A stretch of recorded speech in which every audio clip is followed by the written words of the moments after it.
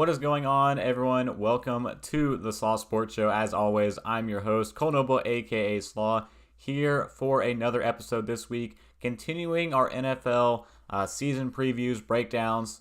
Today, as you can tell by the title and the thumbnail, we will be focusing on the NFC East. However, we do have breaking news to discuss, a major trade that just went down in the last hour, maybe hour and a half or so, in the National Football League that we will be discussing at the start of today's episode. But before we get to that big trade, just want to say thanks for joining. Thanks for all the support, continuing to stop by the Slaw Sports Show and the channel. If you're live on YouTube, following along, why not hit the like button? Why not also hit the subscribe button? I mean, if you like the content, you're coming back on the regular time and time again, you want to keep up to date with our weekly episodes and doing our season breakdowns, why not hit subscribe and also hit that notification bell? It'll let you know when we go live. We got a little bit of a wonky schedule all the time here on the Slaw Sports Show, so that keeps you up to date of what's happening, when we're live, what episodes are coming out, all those types of things, so you can stay up to date with what we're focusing on here on the channel. For those of you tuning in on the podcast as well, Apple Podcasts, Google Podcasts, Spotify, those listeners, thank you for listening. Thank you for listening throughout your everyday drive, wherever you could be, and just continue to share that as well on the podcast. And just even the listen is a huge support for the channel and for the growing brand. So thank you all for tuning in, and thank you all for watching. Now let's go ahead and get started. Big trade, huge trade in the National Football League today. Baker Mayfield is finally on the move from the Cleveland Browns, and he is going right here in North Carolina to the Carolina Panthers, slated to be their new number one quarterback, it seems like, but it will be an open competition between him and Sam Darnold, it seems like, as we get closer to the start of training camp later this month. So Baker Mayfield finally on the move. Back earlier this offseason, formally requested a trade from the Cleveland Browns before they, traded for Deshaun Watson, right when that Deshaun Watson talk started heating up in Cleveland, before, it died down, reignited, and then the trade happened. This has been going on all offseason. The Baker Mayfield dilemma. What's going to happen with him? Where's he going to go? There are other teams that were potential suitors for Baker Mayfield. The Seattle Seahawks, most notably, over the last couple of weeks. But the Carolina Panthers have been doing their due diligence. They've been talking with the Cleveland Browns for weeks now, trying to get this deal done, trying to figure out the money and the financials in this situation and get a deal done to land Baker Mayfield. Baker Mayfield finally now coming over to Carolina, getting out of Cleveland, and now set to a more better and maybe supportive environment in Carolina with the Panthers now going into this season. So I'm excited for Baker Mayfield getting this trade done. I'm excited to see what he does now in Carolina. So let's analyze this trade. And first and foremost, what I want to do is talk about who won, who lost. And Baker Mayfield easily win. A win for Baker Mayfield, getting out of Cleveland, getting that trade, finalized that he wanted to do to get out of town, and also going to the Carolina Panthers. I mean, not a bad team to end up on, a easy, I would say easy, an easy division. I mean, you're going up against, the Tampa Bay Buccaneers are, the team you're looking up at right now with Tom Brady coming back. The Saints could offer a little bit of trouble, but the Falcons, they look like a bottom 5, bottom 3 team in the league this year. So a little bit of some easy competition in that division, the NFC South. And, I mean, defensively with the Carolina Panthers, they look right on track. And now this offense with Baker Mayfield potentially running the shots, throwing to DJ Moore, throwing to Robbie Anderson. We got Christian McCaffrey, hopefully healthy for a full season in the backfield. But that's a roster that can win. And what they have defensively, that's a roster that can win a lot of games this season. And, maybe make it in there as a wild card team. Maybe make it in as one of the 3 wild card teams, and Carolina Panthers could potentially be back this year with Baker Mayfield at the helm. So Baker Mayfield's a win. The Carolina Panthers are also a win. A conditional 2024 fifth-round pick that they traded to get Baker Mayfield and also got him on a bargain deal. Easy win for the Carolina Panthers. Even if Baker Mayfield's not their guy, they're still paying, I think, $23 million with Sam Darnold and Baker Mayfield on their books. So Carolina Panthers, that is a win for you in this trade. And also, a loss. I mean, a loss in this one is the Cleveland Browns. I mean, yes, the Cleveland Browns got rid of Baker Mayfield, but ultimately, was that the right decision? We still don't know what the outcome is going to be with Deshaun Watson later, You would think this month, maybe in the next month.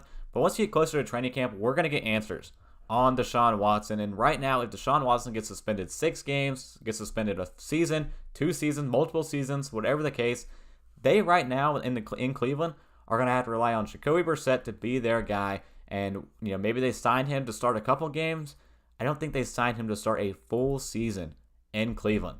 And they rode Baker Mayfield out of town and now have no answers behind him if Deshaun Watson ends up getting suspended later this month. So a big loss for the Cleveland Browns, getting rid of their former number 1 overall pick, the guy that led them to the playoffs 2 years ago, and to shun him away this past season, shun him away this offseason, kicked him out of town.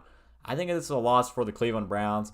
The other thing, maybe 2 losses in Carolina from Robbie Anderson and Ben McAdoo. I mean, Ben McAdoo, you talked about who he had ranked above Baker Mayfield in the 2018 draft class, and also Robbie Anderson. You're going to see it around on social media right now, but back when the Carolina Panthers maybe had interest in it, I remember there was a post on Instagram, and Robbie Anderson, the chosen one on Instagram, commented no with a lot of O's, I think maybe an exclamation point under that post of maybe Baker coming to Carolina.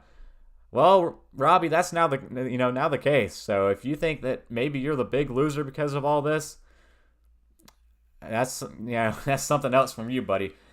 Because ultimately, I think Baker Mayfield is an immediate upgrade for this team, is a huge need that they needed. And, maybe Robbie doesn't want his, buddy replaced at quarterback in Sam Darnold.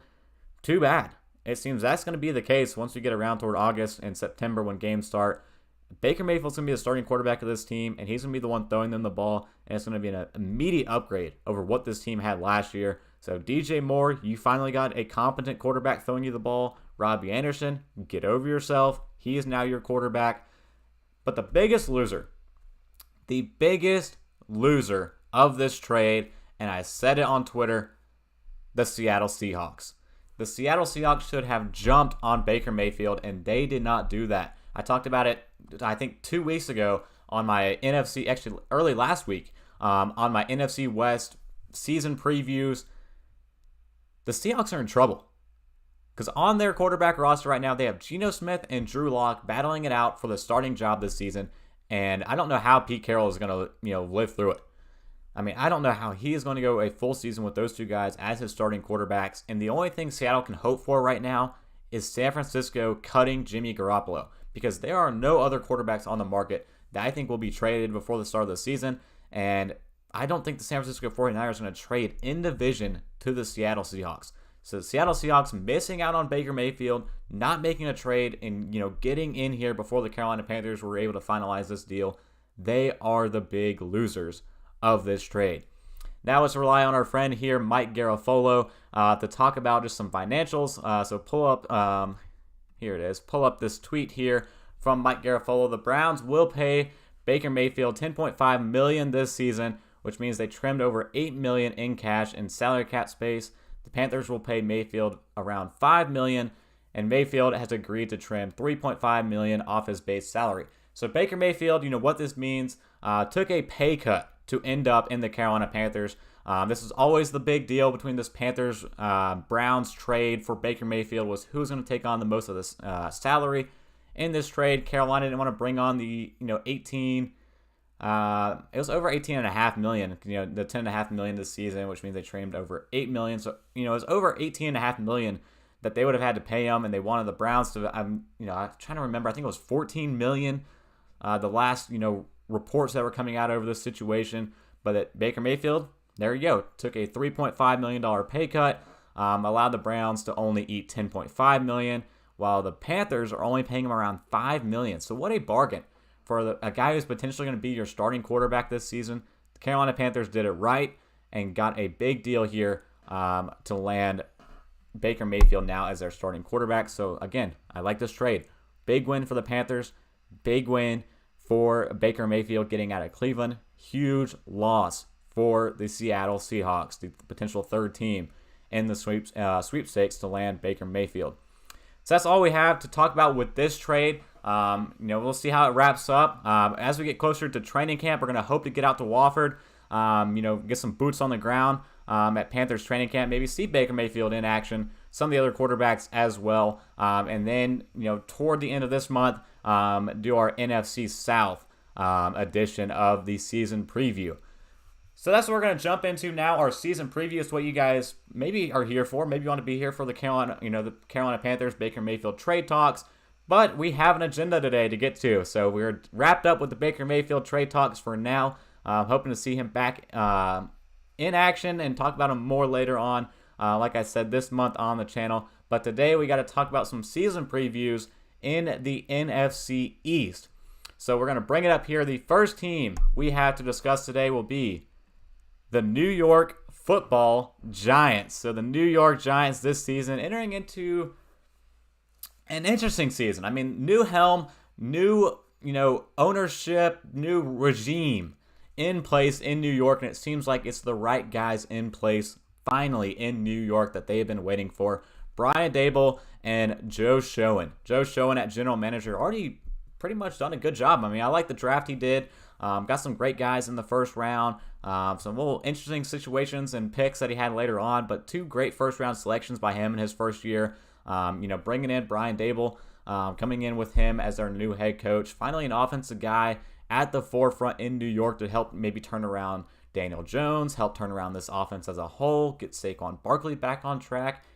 I think it's finally the right guys in place in New York, and I think that now that they have these guys in place, they start getting their foundational players at key positions, and they can start building this team back up to the prominence that they were once at. It was a short time ago, but it's recency. The Giants have struggled.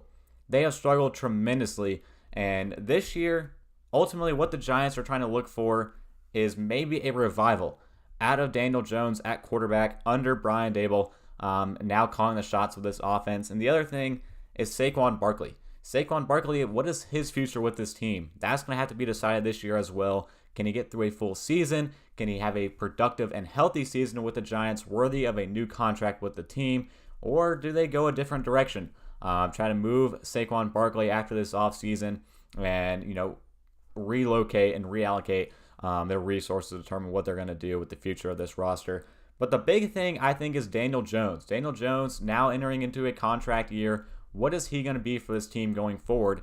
If he's going to be anything with this team going forward, or do they end up going to the draft next year with a potential high draft pick and look at one of these top quarterbacks in a rich quarterback room that we haven't seen in the last 2 years? But, you would say, especially this past draft in April, not a great quarterback draft. The Giants stayed away from it, smartly so, and are going to try to, give it another run with Daniel Jones. Let him prove to you what he can do in this offense with Brian Daboll in their first year, and maybe spark a little bit of a revival. I mean, this team has struggled, like I said, the past few years since changing over to Daniel Jones at quarterback. We're going to try to pull it up as quick as we can here with this one to just talk about where this team has come from offensively the past 2 seasons, and just talk about how much they've struggled with Daniel Jones at quarterback. So you go back to the 2020-2021 season, a 6-10 missed playoff season, 31st scoring offense, 31st total offense, 29th passing offense with Daniel Jones just 2 years ago. And then you go to last year, Giants offense struggled just as much. 30th scoring offense, 32nd total offense, 28th passing offense, and 32nd last. Excuse me, that's the Houston Texans. Pull it up here. 31st scoring offense, 31st total offense, 31st passing offense, 24th rushing offense. Excuse me, getting those stats here a little bit mixed up, but that's the case. So 2 bad seasons back to back by this Giants offense, especially in the passing game. And ultimately, what are they going to do? They got to figure out something here, and maybe Brian Daboll could be the answer. That's what they're hoping for. Bringing him in as the new offensive play caller, new head coach, someone with more stability, calling the shots for this team going forward. But an interesting thing that is coming out of Giants mini camp, Giants OTAs, if you will, Saquon Barkley. Maybe they think he could be the answer to turning around this offense. Of course, a fully healthy season by Saquon Barkley could easily do that, but they're trying to mix him up from what they normally have done. It's reported that Saquon Barkley is working a little bit in the slot and working more as a receiver, and trying to see how that works with him. Ultimately, he's still going to be the starting running back, but they want to try to get him more involved in a different way with the offense. And the offense in general looks a lot more different this year. All the reports that I've been reading and all the videos I've been watching, they're running a lot more motions, pre-snap motions, utilizing that a lot more in their offense and trying to get that more involved. Maybe that can spark some juice on that offensive front. But the big thing to me is the wide receivers. Yes, you want to talk about wanting a jump from Daniel Jones in this offense this year with Brian DeBall calling the shots. But production at wide receiver, that is what this team was hurting on last year and something they got to get figured out this year. I mean, you talk about the production last year at the wide receiver position. Kenny Golladay, he led the way for the Giants offense last year with 521 yards. Your leading receiver had 521. No, your leading receiver you just brought in on a big deal last offseason to be your number one guy had 521 yards in 14 games. Behind him, Kadarius Toney, his rookie year, played 10 games, had 4 starts, had 420 yards. So you like what Kadarius Toney did, but this year, issues off the field.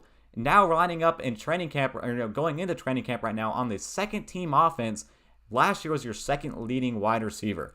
And then you have Evan Ingram, 408 yards. He is now in Jacksonville. Sterling Shepard played 7 games last year, 366 yards. He has production when he's playing, but can he be on the field? And then Darius Slayton behind him, 339 yards in 13 games played, 5 starts last season. That is not the production you want out of your wide receiver room. Now they tried to, went out this year in the draft, got Wan'Dale Robinson. I don't think the 5'7" guy is going to be the answer. It's ultimately on these guys they have. Kenny Golladay, Kadarius Toney, Sterling Shepard. These guys have to step up in this offense if this team wants to go anywhere this season. They have to produce in that wide receiver room this season if this team wants to go anywhere. But the big thing, they've got everything in place for Daniel Jones. They got weapons for him now, a new offensive play caller. And what about the improved offensive line? That's what the Giants have done this year that I have liked a lot in terms of what they've been able to do, surrounding Daniel Jones with big guys up front that keep him protected, keep him upright in the pocket, and ultimately try to let him make plays with the football and get the ball to some of these weapons that he has. So you got coming in John Feliciano, Mark Glanowski, Evan Neal, the big guy. Evan Neal's the big one at right tackle. And then left tackle, you still got a young promising guy in Andrew Thomas that you want to get him back on the right path in terms of what you drafted him to be in the first round. But bringing in John Feliciano at center is a big move. Evan Neal's a great guy at tackle. Andrew Thomas, you get him back around. I mean, just Evan Neal and Andrew Thomas alone. Those are 2 foundational guys. I talked about this team, what they want to do this year now that they have the right regime in place. They want to find their foundational guys. I think their foundational guys, they already have that at tackle. And Evan Neal and Andrew Thomas. I think Andrew Thomas, was a little bit shaken up last year at times. Wasn't exactly what you wanted him to be the same way in 2020 as well. But still, Andrew Thomas, Evan Neal up front at tackle. Those are your 2 foundational guys that you want to build around for the future of this team, whether it's Daniel Jones at quarterback, whoever's at quarterback. Those 2 guys are now in place. You have them long-term franchise guys at offensive tackle now. And on defense, you have 2 of those guys as well on that defensive line. One you drafted last year, one you drafted in the first round again this year. We talked, just talked about Evan Neal being the first round pick. Also first round pick this year was Kayvon Thibodeau, the big proclaimed name out of Oregon. At times during the process of last year's draft, early process of last year's draft, Kayvon Thibodeau was expected to be the number 1 guy in last year's class. The Giants were able to slide him in and also get Azeez Ojulari last year. Those 2, like I said, foundational guys. You have 4 foundational guys, 2 on offense at tackle, 2 on defense at the edge rusher position, pass rushers on this defensive line. 2 young guys who are going to eat together on opposite sides of that defensive line are 2 guys I'm excited to see in the league alone playing together as Azeez Ojulari, and Kayvon Thibodeau, two young guys in New York. I'm excited about having big years this year. Like I said, just two promising young guys on that defense. But the big thing on defense, you talk about the New York Giants. The big thing on defense is one of the players they just lost, and a big loss on defense was cornerback James Bradberry. Trading him to the Philadelphia Eagles is a move, or losing him to the Philadelphia Eagles is a move I hated to see. It made no sense to me why the Giants will let go of James Bradberry, because they have one of the weakest secondaries and weakest cornerback positions even in the National Football League this year. I mean, they got two safeties that I like a lot, so I don't want to just say secondary when I talk about the loss of James Bradberry for this team. But Xavier McKinney, Julian Love, I think it's a good duo in that back end. Your center fielders of that defense at the safety position. But at cornerback, they are hurting tremendously without having James Bradberry in place anymore. Adoree Jackson set to be your number one cornerback. And then you got Cordell Float, Darnay Holmes, Rodarius Williams, and Aaron Robinson. Who is your number two out of those four guys? Once we get into training camp, once we get into the season, playing actual opponents in actual games, how are they going to find that number two cornerback on this defense? Adoree Jackson, I don't even have faith in him being a number one cornerback on this defense. You had a surefire number one cornerback who played tremendously last season, and you get rid of him. It just baffles me, and I will never be able to understand it. Why they got rid of that guy in James Bradberry this offseason. They had no one in place to take over for him. They did nothing this offseason to replace him going forward into this season. That's the position I think you want to start trying to get a franchise guy in, and they weren't able to do so this offseason. So in that secondary, they're going to be hurting this year in New York. Last year, the 15th ranked passing defense. This year, that number I think is going to go down in terms of their passing defense with the situation going on right now at cornerback.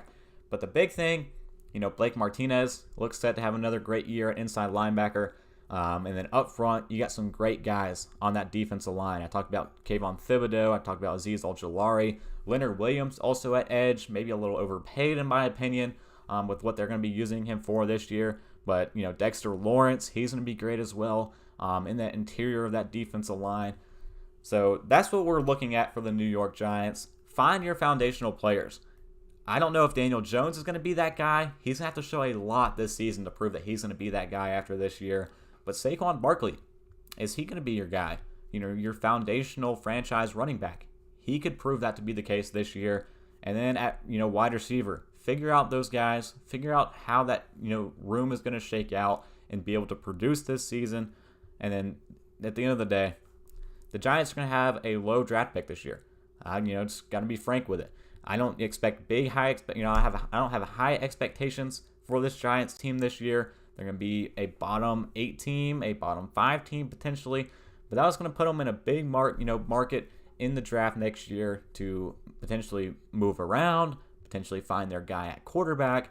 Whatever the case, they're going to be in a position to find another foundational guy in the draft next year and then see what happens going forward. But this year, season preview of the Giants, it looks bleak, but we'll just see what happens. We'll see what happens in the first year of Brian Daboll. Hopefully we see some transformation of this team we haven't seen in years, and we'll see what the case will be going forward for the New York Football Giants.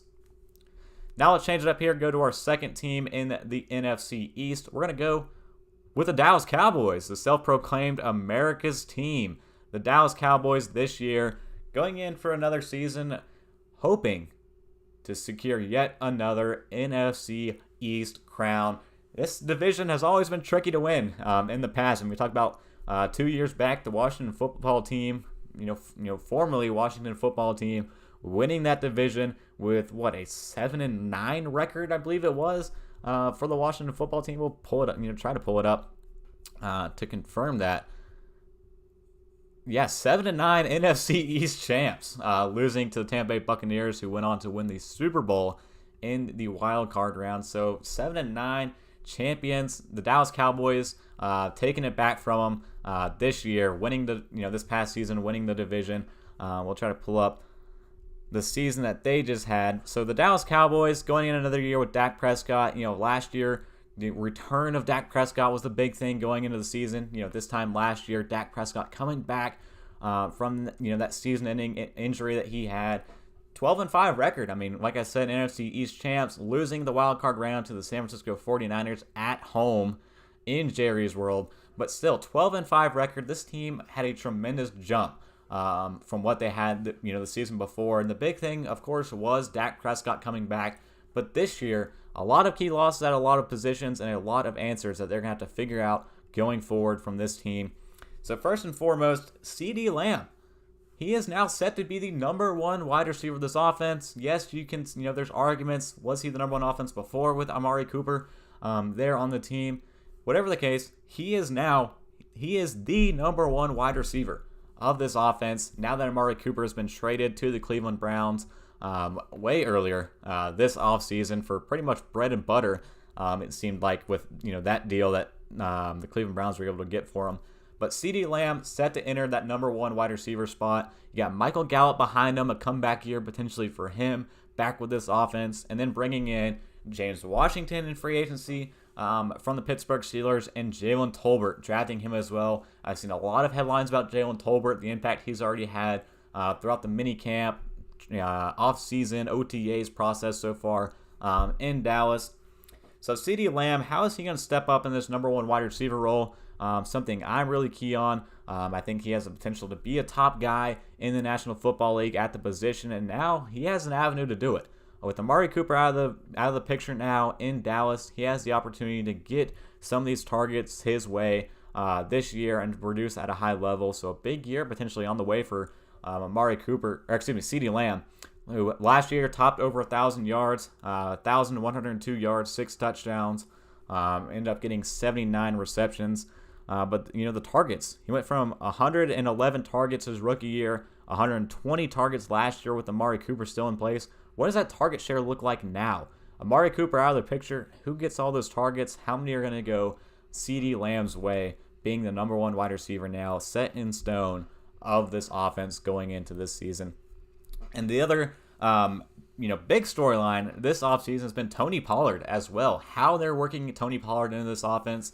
A lot of people gave up on Ezekiel Elliott last year. It doesn't seem like the Dallas Cowboys were one of those people. The Dallas Cowboys still have a lot of trust in Ezekiel Elliott being the lead guy of this offense, and rightfully so. I also have a lot of high hopes in Ezekiel Elliott this year with the offense in Dallas this season. But Tony Pollard, they still have to find a way to get him on the field. Last year, Ezekiel Elliott, at times got a little banged up, and Tony Pollard was able to step in and be the laid back for this offense. But once Zeke was back in the picture, he came right back in, leading the way in the carries for this team. But how are they going to get Tony Pollard back on the field? That's the question in Dallas. And right now, he's been exploring a wide receiver role. We talked about that with Saquon Barkley, him being used in the slot. Same thing from Tony Pollard. What we've seen from Dallas, this offseason, OTAs, minicamp, they're using him a lot in the slot, which offers a lot more opportunities in the backfield for Ezekiel Elliott. And also some big things for Tony Pollard as well. I mean, you can create a lot of different looks on offense and a lot of different schemes on offense utilizing both Zeke and Pollard at the same time. On the same play. You put Tony Pollard in the slot, you can motion him back, have a 2-back set with those two guys. You can, do a lot of things there out of, some RPOs in the offense. You can even throw to Pollard, do some swing passes with him out of the slot, motion him in, do some toss passes. A lot of different avenues. I like this move. Moving Tony Pollard around and getting him on the field. He's an explosive guy when he's on the field in Dallas, and they like him a lot. Finding more ways to get him involved with the offense and also keeping Ezekiel Elliott fresh and on the field is going to do big things for this Cowboys offense this season. The other thing with this Cowboys offense, and then we'll switch up and talk about the defense, but Dalton Schultz, what are they going to do with him right now still in a contract battle with Dalton Schultz? Got him on the franchise tag, but he is looking to be on, a more, safe deal. He's frustrated right now with contract talks. I don't think he was at any of the OTAs. They need to get him back in place. I mean, Dalton Schultz, they have a lot of high hopes for him in this offense in Dallas. Being a, top 10 tight end and getting him up that ranks, using him a lot more. Last year, didn't quite get to 1,000 yards, 808 yards, but he had 8 touchdowns. He had more touchdowns than CeeDee Lamb last year. So using him a lot in their offense, getting into the end zone, rightfully so for him wanting to get a new contract in place this season. Had a big jump in 2020, a even bigger jump last year in 2021. Started 15 games for the Dallas Cowboys last year. Getting him in place and figuring out this contract situation is going to be huge for the Cowboys. I believe they lost. Let me actually check it here. I do believe, they lost Blake Jarwin, but got Jake Ferguson from Wisconsin in the draft this year. But Dalton Schultz, he's going to be that number 1 guy at tight end. Get your guys paid. I'm a huge advocate of paying your guys, and you use him, you like him, you want him to be used in the future. I mean, they gave him the franchise tag. They obviously want to keep him around in Dallas.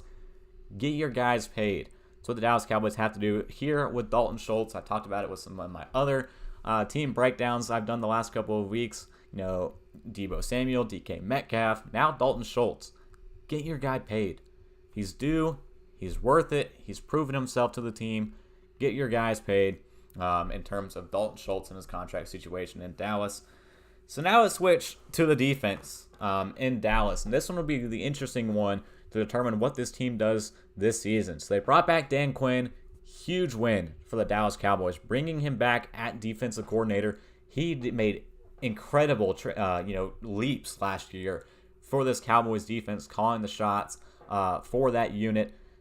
And now the big headlines this week from Micah Parsons. Last year's rookie out of Penn State, played a little linebacker, played a little box safety even, played a lot on the defensive line.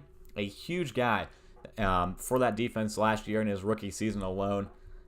He came out and said that he and Trayvon Diggs could be better, or could be the Dallas version, and maybe even better, I believe he said, than Aaron Donald and Jalen Ramsey from the Super Bowl champs in LA. I mean, last year, Micah Parsons, like I said, tremendous rookie year. 13 sacks, 84 tackles, 30 QB hits on the way to a defensive rookie of the year nod for him. Trayvon Diggs, he was an interception machine. That guy was all over the football last year, getting interceptions. But was he the best cover guy? Maybe not. I mean, honestly, my personal opinion, neither was Jalen Ramsey.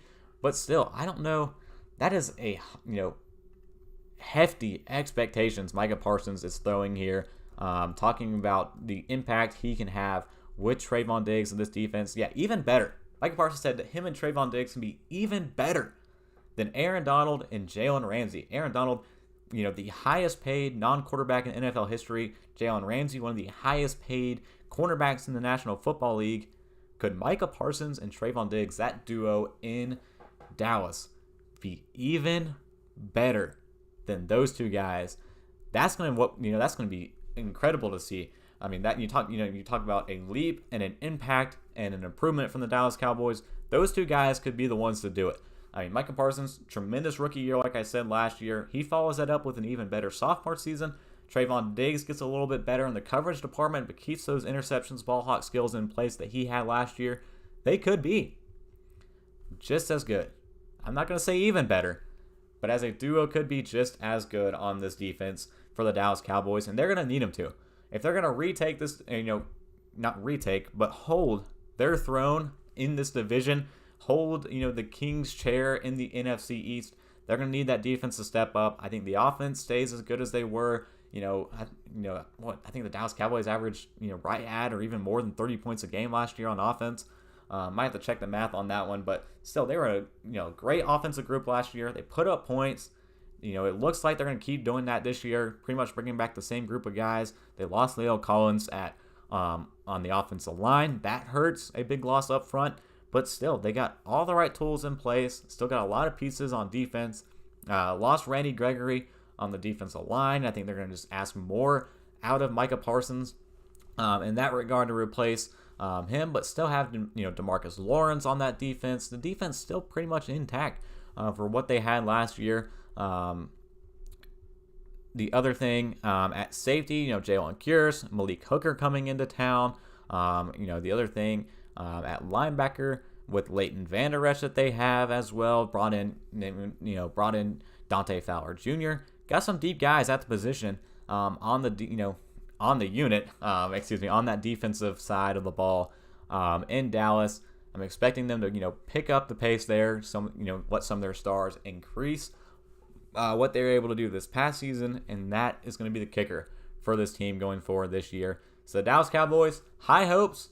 I have high hopes for the Dallas Cowboys. A easy double-digit win season, but they're going to have to compete if they want to keep this division crown in the NFC East for a team we're going to be talking about not next, but the one after that to wrap up the episode. So previewing the next team will be the Washington Commanders, the newly named Washington Commanders. We'll talk about it here. Like I said earlier, formerly Washington football team, now Washington Commanders, entering into this season with a new quarterback at the helm and a new contract on the way, signed, sealed, and delivered finally for Terry McLaurin. Scary Terry at wide receiver. No one deserved a contract more than Terry McLaurin.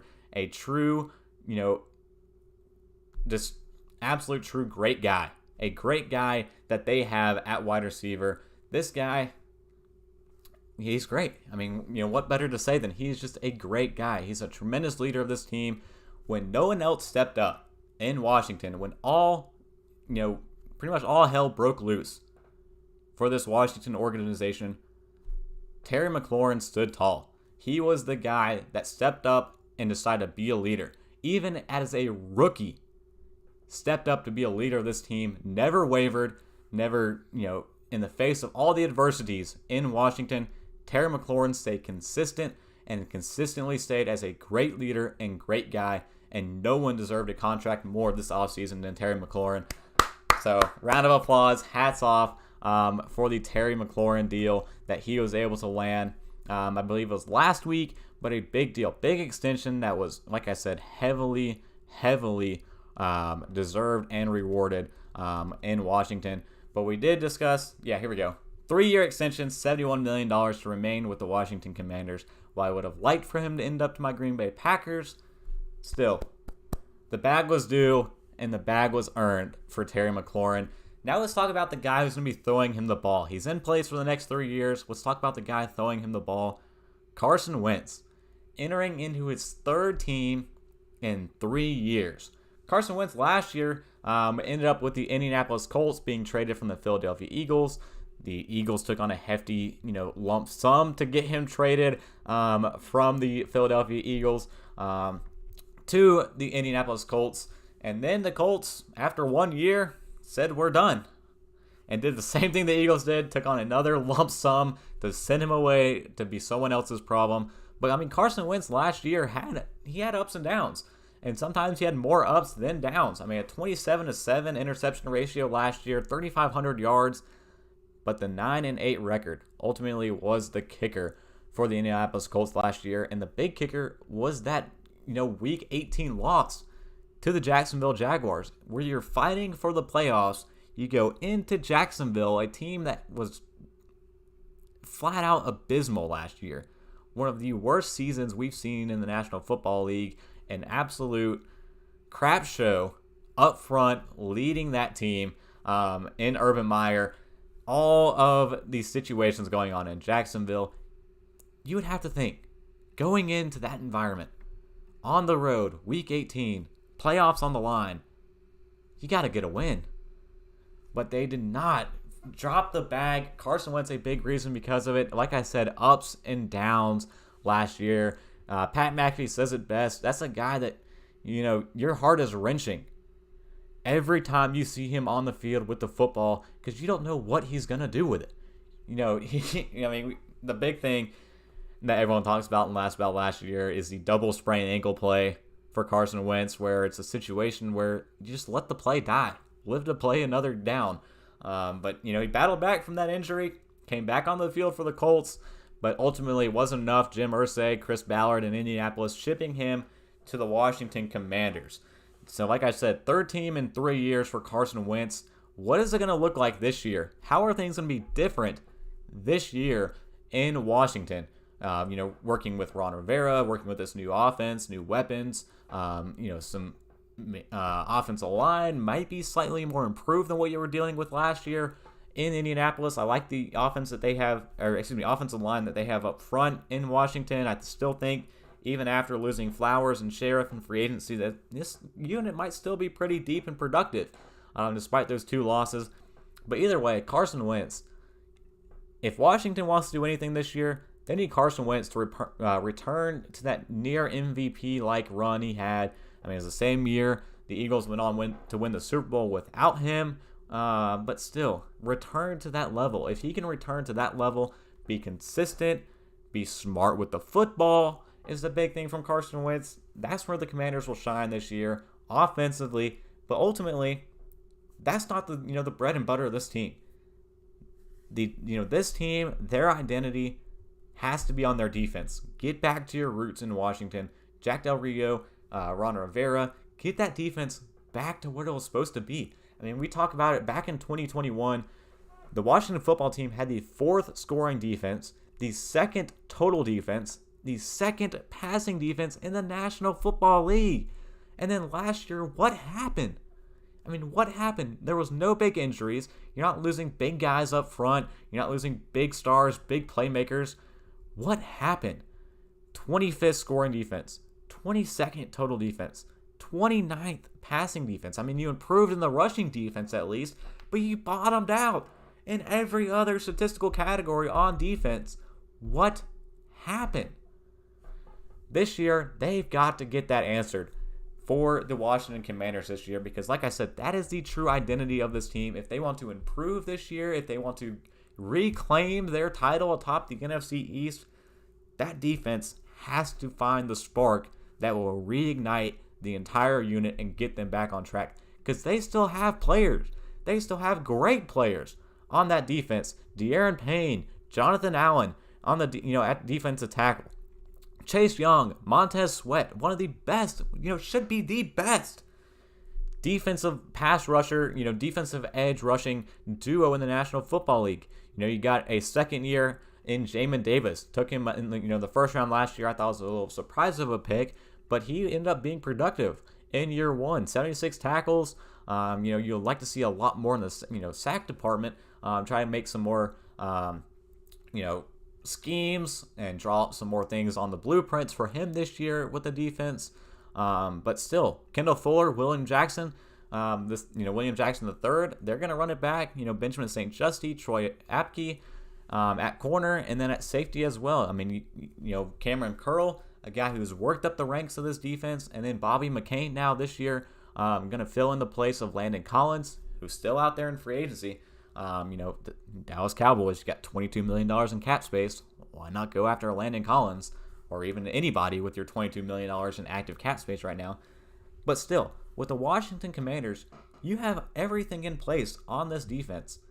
Why can you not return to the level you were at in 2021, being one of the top units in the National Football League? That's what they got to get back to. And then if Carson Wentz plays smart with the football, keeps the defense off the field long enough to recover and rest and play at a high level, this team can start to win games again and try to get back on track after what happened last year. 7-10 record last year. Same wins as last year, but that extra game ended up being the precursor for this team. Losing 10 losses last year. Something's got to change this year. And the wide receivers, they look great. I mean, especially with Terry McLaurin now locked in place. Hopefully, you got Curtis Samuel coming back onto the field this year. And then you can see what, rookie first rounder Jahan Dotson does out of Penn State. How do they, work him into this offense? The other thing for the Washington football team is what happens at running back. Because it seems like Antonio Gibson's stock has absolutely plummeted throughout this offseason. I mean, yes, they were able to bring back a big guy that they loved in their offense in Washington. And J.D. McKissick stole him back from the Buffalo Bills. But then they went out and got Brian Robinson Jr., out of Alabama. You got last year's rookie going into his second year in Jarrett Patterson. It seems like this team is starting to turn away from Antonio Gibson. I don't understand why. He had a good rookie year. Last year dealt with a lot of injuries, nagging injury the entire season long. I believe it was ankle or leg injury it was that Antonio Gibson had. What's happening there? Is he, his stock seems to be bottoming out and plummeting with these new guys coming into the team. But last year, he still got over 1,000 yards rushing, 7 touchdowns. I don't understand why everyone's giving up on Gibby all of a sudden going into this season now, into year 3 in the National Football League. He didn't improve in the touchdown department, went from 11 touchdowns to 7, but he went from 795 yards to 1,037 yards. He improved. I expected to maybe see him more in the passing game. Only went up, 6 receptions from his rookie year to his sophomore year. A big part of that, of course, was J.D. McKissic, what he does in the passing game. I don't understand. I think that, Antonio Gibson is a serviceable back that you should be riding right now with this, offense. Honestly, make him the focal point, in my opinion, of this offense. I don't understand why his stock is plummeting right now in Washington, but still, Ron Rivera likes his style. It's the same style he did in Carolina. He wants to emulate a good 2-back set system like he did in Carolina and run things more like a committee. And that committee part, brings me to believe, and a lot of people out there, that Brian Robinson is going to get involved early in this offense as a rookie, and then J.D. McKissic is going to have a lot more snap share this year than he has in years past. They brought him back. They stole him from the Buffalo Bills. They're going to use him a lot more, you would have to think, in this offense going forward in Washington. But like I said, everything else seems to be good in place. It's all on that defense. That defense in Washington has to return to a level that is top of the league that they once were. Get that back on track. What happened there? Figure it out, and then hope that Carl Wentz doesn't do anything boneheaded or stupid like he is bound to do at some point. Minimize the mistakes, maximize the opportunities on defense. That's the recipe for this team to continue forward and to hopefully retake this throne in the NFC East. So we'll see what happens in Washington. The big thing, breathe. For Washington fans, it's over. Terry McLaurin back on a contract. That you can smile about, and then we'll see what happens once it starts to get closer to game time. So last but not least, the last team we have to talk about in this NFC East division, the Philadelphia Eagles. The Philadelphia Eagles, if I were to do my way too early prediction of the NFC East, I say the Philadelphia Eagles are going to win this division. But like I said, that's way too early. We'll see what the Dallas Cowboys do. I said I had high expectations for them. We'll have to wait and see on how the Commanders look on the field. But I think on paper right now, I think the Eagles might be the team to beat in this division this year. And the big thing for me is A.J. Brown. I think A.J. Brown might be the missing piece that this offense has been looking for the last 2, 3, 4 years. They got him in place. A bombshell trade that happened during the draft. That, took me out of left field during my draft show that I had on the channel here.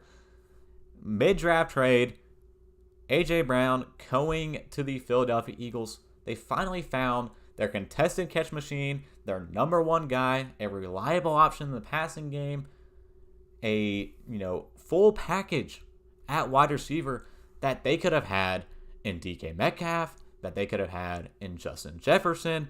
Maybe they could have had him last year as well. No, I'm not going to bash Devonta Smith. I think Devonta Smith is still going to be a big part in this offense. We'll not compare him near as much to the situation we have with Jalen Reagor, who might not even make the roster come the start of the season. But still, A.J. Brown, he is going to be the missing piece of this offense, I feel, in Philadelphia. Devonta Smith is going to be their downfield threat. Get back to his roots that he showcased in Alabama, showcased a little bit last year, but more comfortable position for Devonta Smith entering into year 2. And then you filled it out. You got Quez Watkins, a guy, I talk about, earning up the ranks with your team. Quez Watkins, that's the case with him in Philadelphia. And then you brought in Zach Pascal out of Indianapolis to be your number 4 guy in this offense. You still have at tight end Dallas Goedert, a great guy that has really stepped up since the trade of Zach Ertz, and pretty much fueled the trade of Zach Ertz from this team last year is the impact that Dallas Goedert has been able to have with this team. But ultimately, A.J. Brown in this offense is going to be tremendous.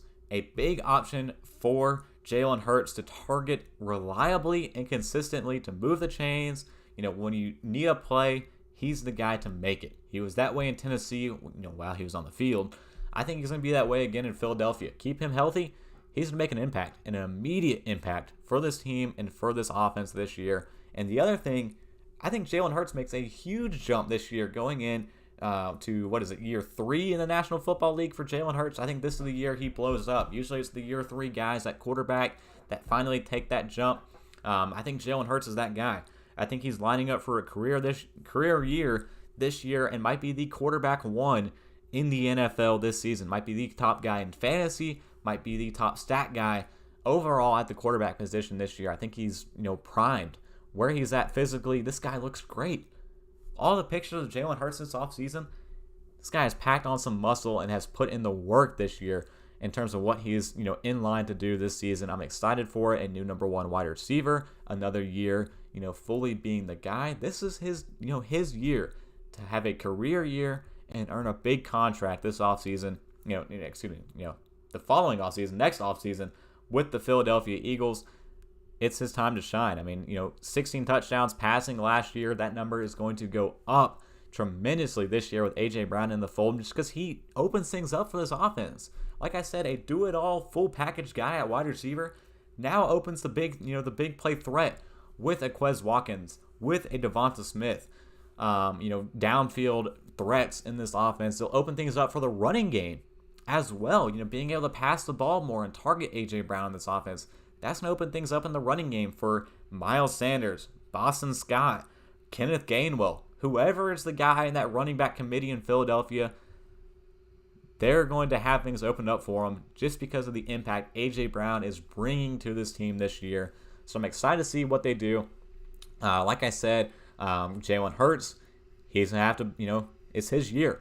It's his year to prove himself in Philadelphia, to be the guy. I think he does that this year. A QB1 year. I'm proclaiming it. QB1 year from Jalen Hurts this year in Philadelphia will be a big impact for this team going forward. But not only the weapons on offense, and not only just, A.J. Brown, Jalen Hurts that I'm excited about. I'm excited about this defense in Philadelphia. There's a lot to like with the stars that they have and that they brought in. I mean, even brought in some stars. We'll talk about first the one they brought in from the New York Giants, because we talked about him earlier in this episode. Going in to Philadelphia is James Bradberry, teaming up in that cornerback room with Darius Big Play Slay and Avonte Maddox. I mean, you also got Zach McPherson. 4 great depth options at the cornerback position, led by 2 studs at the position. I talked about how tremendous James Bradberry was last year, and Darius Slay was still pretty serviceable. And, at times made big, he's the big play guy. He made big plays, had a pick 6 last year. I think had 2 pick 6s last year, actually. For this Philadelphia Eagles defense, being their number 1 guy, now a tag team number 2, and then adding in some more additions to that secondary.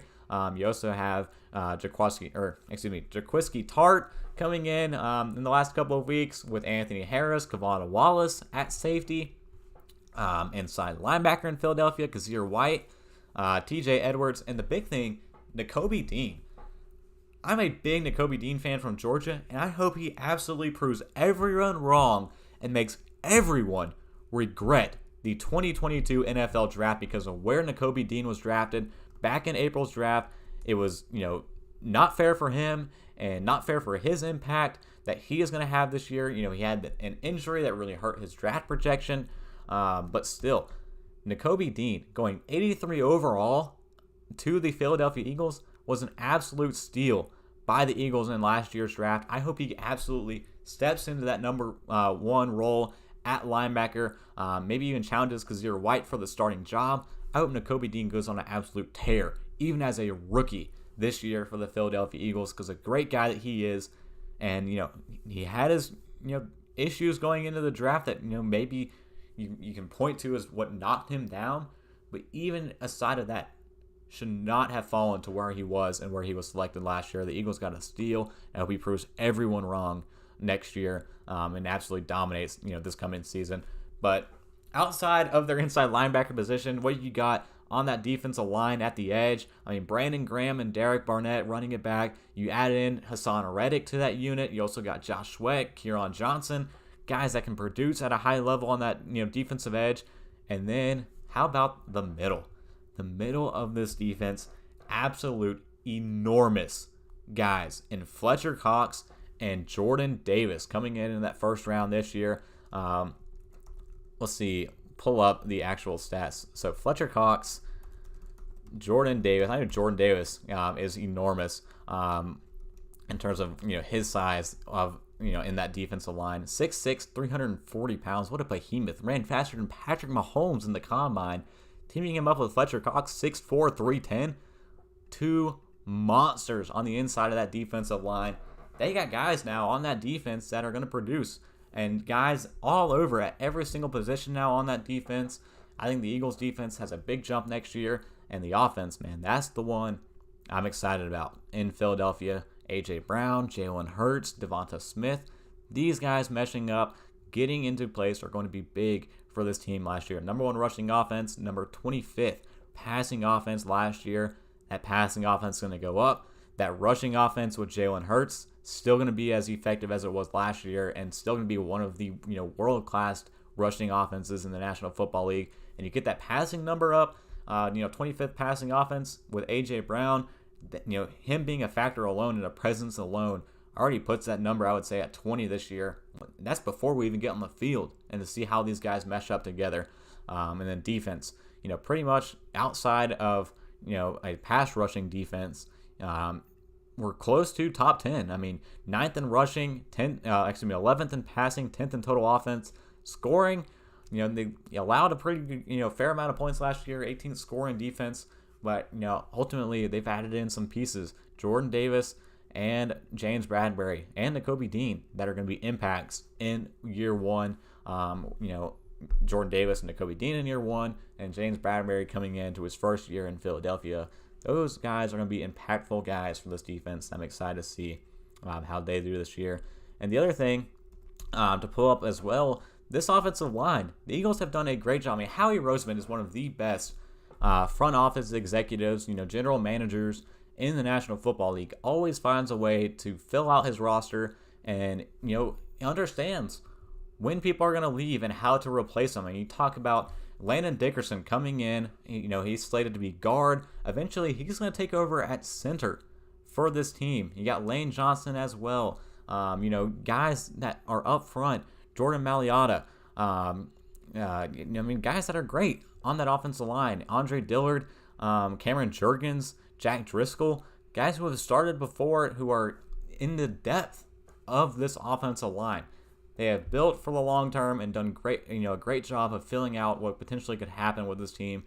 Brandon, who was it? I believe Brandon Brooks. Yeah, losing him to retirement at offensive guard, you're able to immediately slap in Landon Dickerson to fill that role. And I think, maybe next year when Jason Kelsey leaves, you can immediately slap in Landon Dickerson at center. And then you just got to replace that guard position. This team does a great job of always, expecting how this roster is going to shake up in years in advance, and do what they can to put everything in place, year after year to fill out the roster. I have high hopes for the Philadelphia Eagles. I talked about right now my way to early predictions. The Eagles are going to win this division. Looking at it right now, the Eagles are the winners, I think, in the NFC East. And, last year, getting into the playoffs, I don't think that was a fluke year. I think they get a higher seed this year, as a division winner, being one of the top 4 seeds in the National Football League this year. I think they slap in maybe as a 4 seed. I don't think that they rank as high as, the NFC South, NFC West, NFC North guys. But I think they come in here as a 3 or 4 seed, more likely a 4 seed in this year's playoffs. If not, they're a lock as a wild card team. I have high hopes for them offensively, defensively, all across the board.